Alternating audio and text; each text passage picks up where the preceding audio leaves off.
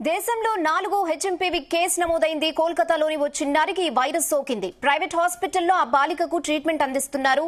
ఇప్పటికే కర్ణాటకలో 2 కేసులు నమోదయ్యాయి.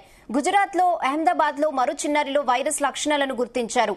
చైనాలో బీభత్సం సృష్టిస్తున్న హెచ్ఎంపీవీ భారత్ లోనూ ప్రవేశించడంతో జనం వణికిపోతున్నారు.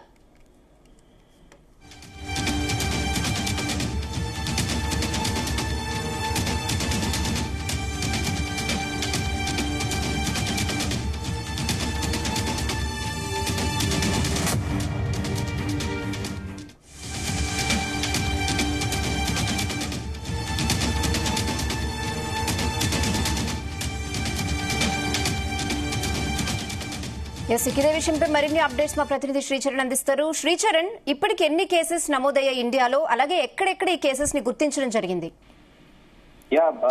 రేయానా, ఉదయం బెంగళూరులో 2 కేసులు నమోదయ్యాయి. 3 నెలల పాపతో పాటు అలాగే 8 నెలల బాబుతో పాటు బెంగళూరులో 2 కేసులు, అలాగే గుజరాత్ లో 1 కేసు. తాజాగా కోల్కతా నగరంలో 5 నెలల చిన్నారికి కూడా ఈ హెచ్ఎంపీవీ వైరస్ బారిన పడ్డారు. సో దేశవ్యాప్తంగా కూడా చాలా అలజడి రేపుతోంది. ఎందుకంటే చిన్న పిల్లలకే ప్రధానంగా ఈ వైరస్ అనేది ఈ ఫ్లూ అంటే డాక్టర్లు ఇంకా పూర్తి స్థాయిలో దీన్ని నిర్ధారించలేదు ఇది వైరస్ ఫ్లూ అనేది. కానీ ప్రస్తుతానికి ఐసీఎంఆర్ గైడ్ లైన్స్ ప్రకారం దీన్ని ఫ్లూగానే పరిగణిస్తున్నారు. ఇది బేసిక్ గా న్యూమోనియా రిలేటెడ్ ఇష్యూసే కాబట్టి చిన్న పిల్లలు బేసిక్ గా 5 ఏళ్ల నుంచి చిన్నారులు ఎవరైతే ఉంటారో 5 ఏళ్ల నుంచి 10 ఏళ్ల లోపు వయసు పిల్లలకి ఎక్కువగా ఈ ఫ్లూ అనేది ఎక్కువగా అటాక్ అవుతుంది అనేది కూడా ప్రస్తుతము అంతర్జాతీయ మీడియా కథనాలు కూడా వెలువరిస్తున్నాయి. అయితే ప్రధానంగా ఏంటంటే చిన్న పిల్లలకి జలుబు వచ్చింది కదా అని జలుబుకు సంబంధించిన ట్రీట్మెంట్ తీసుకుంటే సరిపోదు. ఆ జలుబు ఎక్కువ రోజులు గిట లంగ్స్ లో గిట ఉంటే మాత్రం అది ఖచ్చితంగా ఇన్ఫెక్షన్ వస్తుంది. ఆ సర్ది అనేది నీరు లోపల లంగ్స్ లో ఫామ్ అయ్యి పిల్లలకు ఊపిరి తీసుకునే అవకాశం ఉండకుండా ఉక్కిరి బిక్కిరి చేస్తుంది. ఈ నేపథ్యంలో సో ప్రస్తుతం దేశవ్యాప్తంగా కూడా పిల్లలు అంటే దేశవ్యాప్తంగా అందరిలో కూడా ఒక ఆందోళన మొదలైంది. ఎందుకంటే పిల్లలకి ఇది మొదటగా పిల్లలతో పాటు వయసులో మలిగిన వాళ్ళు అంటే 65 ఏళ్ల పైన వాళ్ళకు కూడా ఇది ఎక్కువగా ఎఫెక్ట్ చూపించే అవకాశం ఉందనేది కూడా ప్రస్తుతం చెబుతున్నారు. అయితే ఇది సాధారణంగా ఒక జలుబు వంటి లక్షణాలు కలిగించే ఒక వైరస్ అంటూ కూడా చెబుతున్నారు. ఇది తరచుగా ఎగువ శ్వాసకోశ ఇన్ఫెక్షన్లకు కారణమవుతుంది. కొన్నిసార్లు న్యూమోనియాతో పాటు ఆస్తమా అలాగే తక్కువ రెస్పిరేటరీ శ్వాసకోశ ఇన్ఫెక్షన్లు కూడా కారణమవుతుంది అనేది కూడా ప్రస్తుతం చెప్తున్నారు. లేదా chronic obstructive pulmonary disease COPD అని కూడా చెబుతున్నారు. హెచ్ఎంపీవీ ఇన్ఫెక్షన్లు ఎక్కువగా వింటర్ లో అలాగే స్ప్రింగ్ సీజన్ లో కూడా ఎక్కువగా కనిపిస్తాయని కూడా చెప్తున్నారు. చాలా మందిలో 5 ఏళ్ల వచ్చే లోపు హెచ్ఎంపీవీ వస్తుంది. అయితే మళ్ళీ హెచ్ఎంపీవీ ఇన్ఫెక్షన్ అనేది చాలా సాధారణంగా అయితే స్వల్పంగానే ఉంటాయి. కానీ ఈ కొత్త హెచ్ఎంపీవీ వైరస్ మాత్రం కాస్త సివియర్ గా ఉంటుందనేది కూడా ప్రస్తుతం అంతర్జాతీయ మీడియా కథనాలు చెబుతున్నాయి. జలుబు వంటి లక్షణాలు ఎక్కువగా కలిగి ఉంటుంది. అలాగే 65 ఏళ్ల పైబడిన పెద్దలకు కూడా శ్వాసకోశ సమస్యలు ఎక్కువగా వస్తాయి.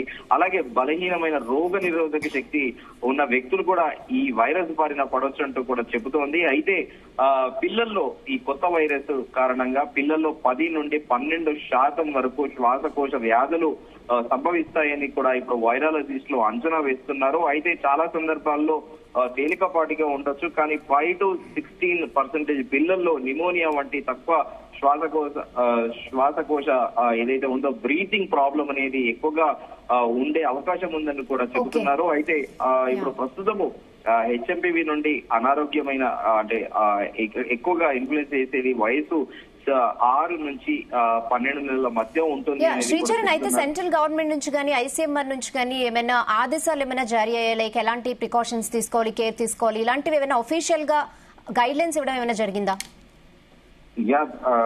పొద్దున్నే ఉదయం కూడా చర్చించుకున్నాము. పలు రాష్ట్రాల ప్రభుత్వాలు కూడా అలాగే ఐసీఎంఆర్ కూడా ఒక గైడ్ లైన్స్ విడుదల చేసింది. షేక్ హ్యాండ్లు ఇవ్వకూడదు, అలాగే జలుబున్నా దగ్గున్నా కూడా ఖచ్చితంగా టిష్యూ పేపర్ కానీ హ్యాండ్ కర్చీఫ్ కానీ వాడాలని కూడా స్పెసిఫిక్ గా చెప్పారు. అయితే హ్యాండ్ కర్చీఫ్ కానీ టిష్యూ కానీ వాడింది ఇతరులతో పంచుకోకూడదని కూడా గైడ్ లైన్స్ లో క్లియర్ గా మెన్షన్ చేశారు. At the same time crowd అంటే ఎక్కువగా క్రౌడ్ ఉన్న చోట, ఎక్కువగా బయట నలుగురు ఉన్న చోట ఎక్కువగా తిరగొద్దు. అలాగే ఎవరికైతే జలుబు దగ్గు ఉంటుందో వారు సోషల్ గా ఎంగేజ్ అవ్వకూడదు, అంటే బయట తిరగకూడదు, ఇంట్లోనే ఉండేటందుకు ప్రయారిటీ ఇవ్వాలంటూ కూడా చెప్పారు. అలాగే తరచుగా శానిటైజర్, ఆల్కహాల్ ఎక్కువగా ఉన్న వాటితో కూడా చేతులు కడుక్కోవాలి, శుభ్రపరచుకోవాలంటూ కూడా గైడ్ లైన్స్ విధించారు. అలాగే సబ్బుతోని కూడా చేతులు కడుక్కోవాలి. యాజ్ యూజువల్ గా రెగ్యులర్ గా కరోనాలో ఎలాంటి గైడ్ లైన్స్ అయితే విధించారు సిమిలర్ ఉన్నాయి. మాస్కులు కూడా ఖచ్చితంగా ధరించాలని కూడా చెప్పారు. సో ఈ నేపథ్యంలో ఆందోళనకరమైన విషయం ఏంటంటే యంగ్స్టర్స్ కి ఒకవేళ ఈ ఫ్లూ వచ్చినా కూడా ఈ వ్యాధి లక్షణాలు అనేది బయటపడకుండా ఇవి వీళ్ళ ద్వారా, అంటే ఎవరికైతే రెసిస్టెన్స్ పవర్ ఎక్కువగా ఉంటుందో వాళ్ళ ద్వారా ఎక్కువగా స్ప్రెడ్ అయ్యే ఛాన్స్ ఉంది. కానీ ఈ లక్షణాలు త్వరగా బయటపడవు, కానీ వీళ్ళు ఎక్కువగా స్ప్రెడ్ చేసే అవకాశం ఉన్నట్టు కూడా ప్రస్తుతము అంచనా వేస్తున్నారు. ఎస్పెషల్లీ యూత్, యంగ్స్టర్స్ లో కూడా రెసిస్టెన్స్ పవర్ ఎక్కువగా ఉంటుంది. కానీ వీళ్ళ వల్ల ప్రాబ్లం చిన్నపిల్లలకు, అలాగే 60 ఏళ్ల పైబడిన వాళ్ళకి ఎక్కువగా ఇన్ఫ్లుయెన్స్ అయ్యే అవకాశం ఉందంటూ కూడా చెబుతున్నారు. సో తేలికపాటిగా, అంటే దగ్గు అలాగే జలుబు వచ్చింది కదా అని రెగ్యులర్ మెడిసిన్ కి పోకుండా ఖచ్చితంగా డాక్టర్ ను అప్రోచ్ అవ్వాలి అంటూ కూడా చెబుతున్నారు. సాధారణంగా జలుబు తక్కువ వస్తే ఏదైనా అజిత్రోమైసిన్ 500 mg కానీ లేకపోతే పారాసెటమాల్ కానీ ఇలాంటివి వేసుకుంటూ ఉంటారు.